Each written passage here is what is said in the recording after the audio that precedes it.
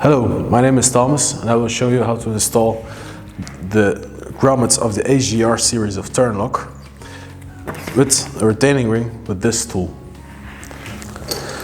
So after pushing through the grommets in the pre-made hole, you take the first part of the tool, you place it on the grommets, take the retaining ring, you push it over.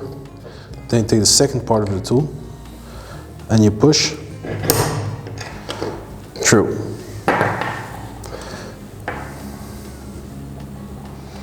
As you can see, the grommet has been completely fixed with the retaining ring in the panel and can't move anymore.